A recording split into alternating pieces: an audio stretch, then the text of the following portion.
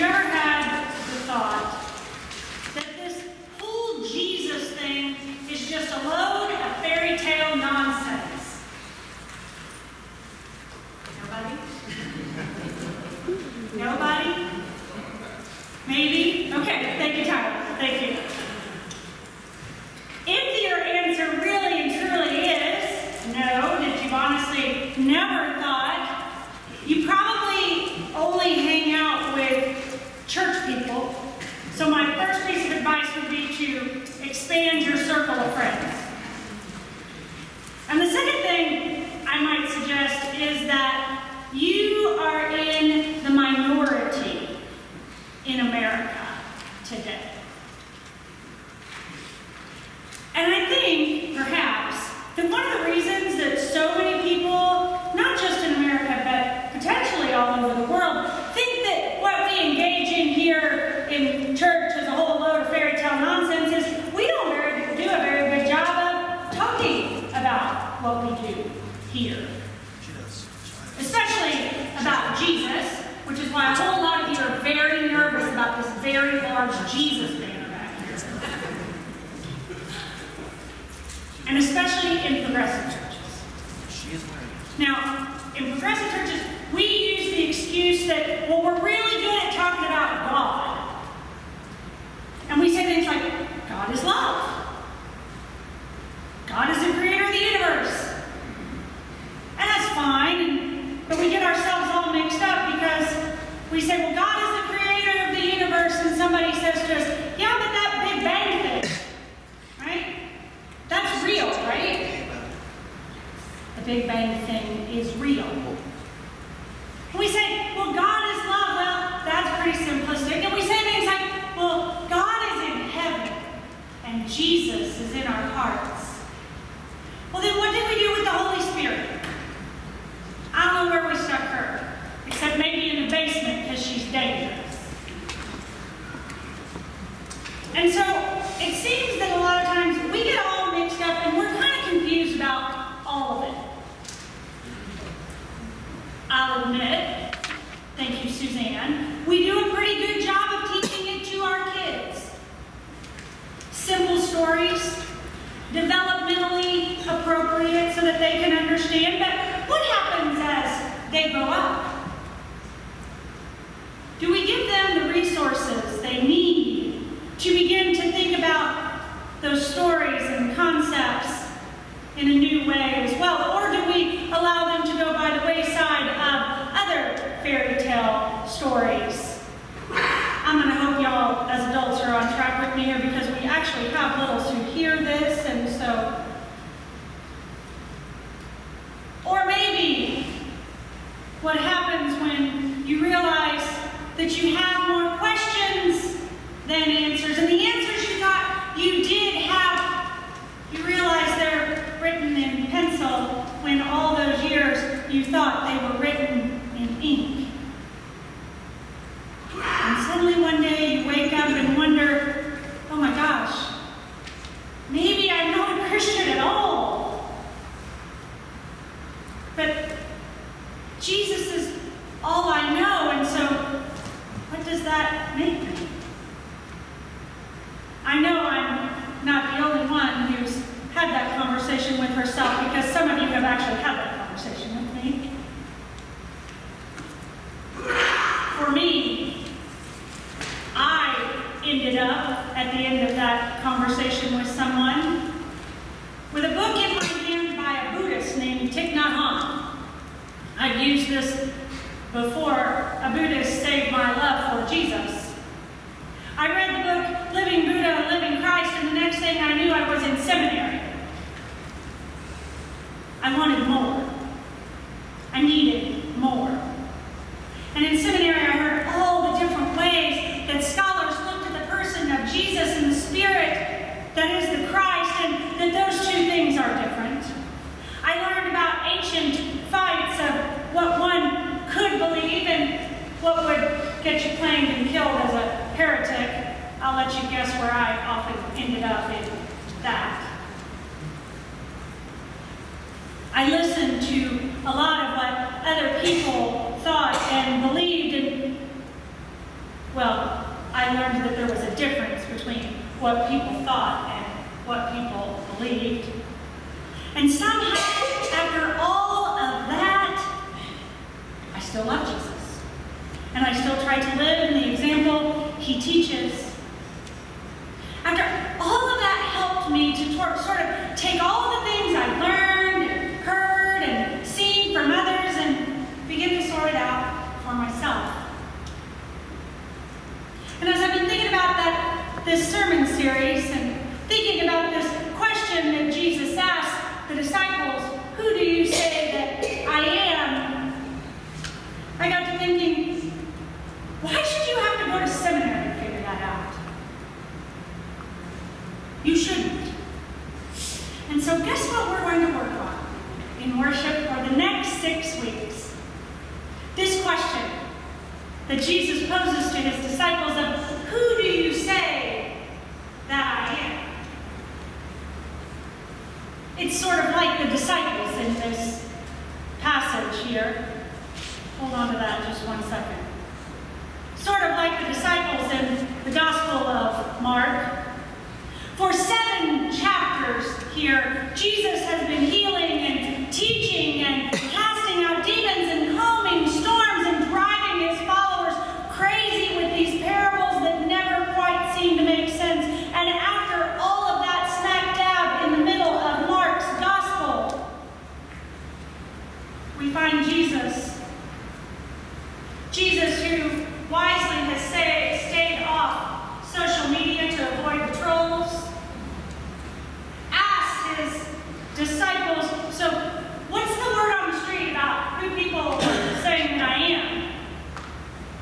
And they told him about all the things on alternative talk radio about conspiracy theories and what's in the tabloid newspapers and what good church folks say in the parking lot after worship. And then he puts them on the spot and he says, but wait a minute, you.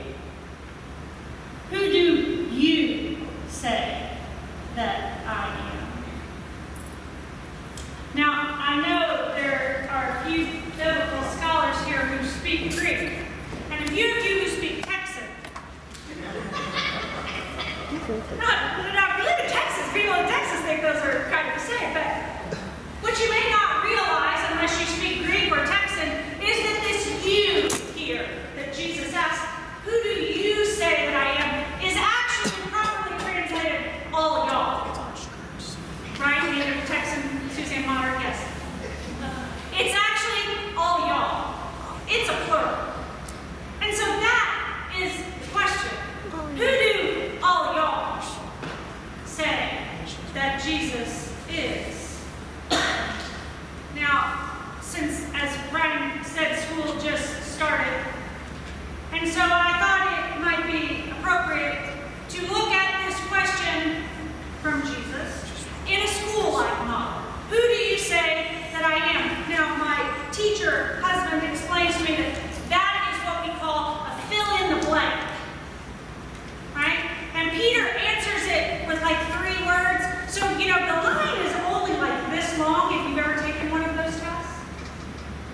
Peter answers it with a fill-in-the-blank. But I know that there are multiple learning styles and multiple test-taking styles. And so some of you are thinking, fill-in-the-blank, multiple choice, please. Okay, multiple choice.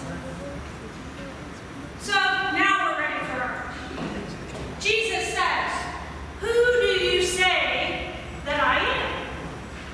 First possible answer. A charismatic teacher with a cult following. Possibly. Number 2, a superhero-like figure swooping in to heal and raise from the dead. Kind of a first-century member of the Justice League, right? Number 3, a social prophet and reformer of Judaism.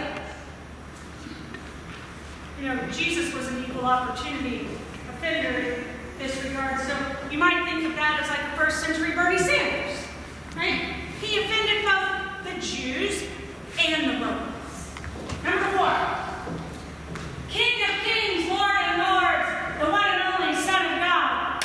Full stop.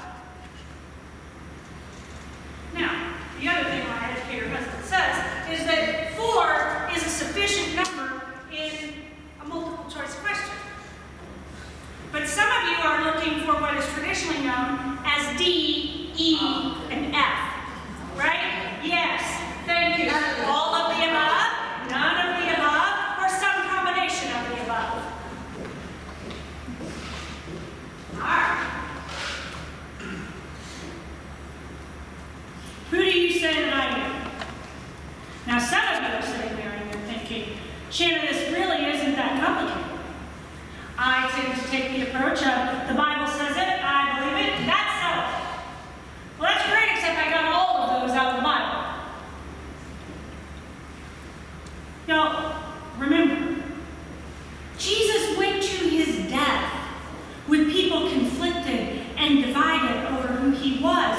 Even the disciples, especially the disciples in Mark, were perpetually confused. Bless their hearts. Which is why, in many respects, there are 4 Gospels. Well, 4 that made the canon, but 4 Gospels, each of them with a different image of who they understood Jesus to be. And John, of course, John is so different from the other 3, he barely made the book at all. And then you get to Paul. Paul wrote all those letters at the end of the book, you may or may not know. And sometimes when I read Paul, I think about, are we talking about the same Jesus? Let's look at it from a different perspective. Let's ask a different question with a different set of multiple choice answers. I think it's there. Okay. Who is Shanna Steitz? Very different from Jesus. Depending on who is writing the narrative answer to this question may well depend on what answer you receive. Number 1, daughter of Charlie and Debbie, beloved, firstborn, angel of their life. I'm so glad they weren't here this morning. Charlie would have had to tell some horrible story about when I was 15 playing a basketball game or broke a curfew or something. We're glad he was not here. Which, of course, is a very different story than if you have number 2. Older sister of Carly, Courtney, Jeff, and John, who would write the story of how I made their life miserable as the bossy eldest sister. None of them live here either. So number 3, beloved wife of Ryan, you would get the lovely Harlequin romance novel that has been our love life together. Number 4, Mama, Jacob, and Audrey. Well, as long as you don't get the Mommy Dearest potential version of that story. I'm kidding. That was a joke. That was a bad joke. All of these 4 would give you a very different picture. A very different story. And then, of course, there's a 5th one.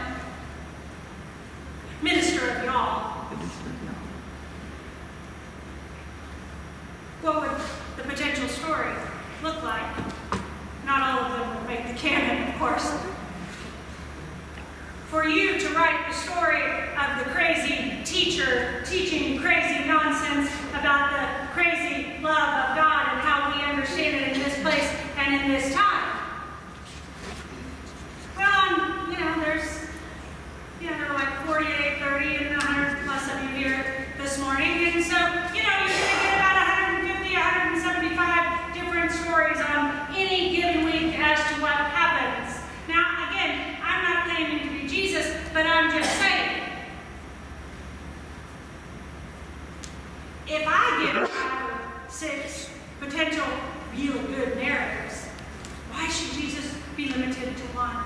Why do we feel the need to make Jesus so very small?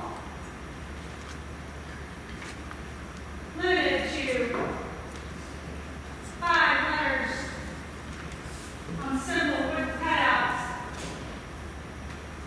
A big, clear banner in green and white with simple font structure to make it easy to read. Which one of those is true?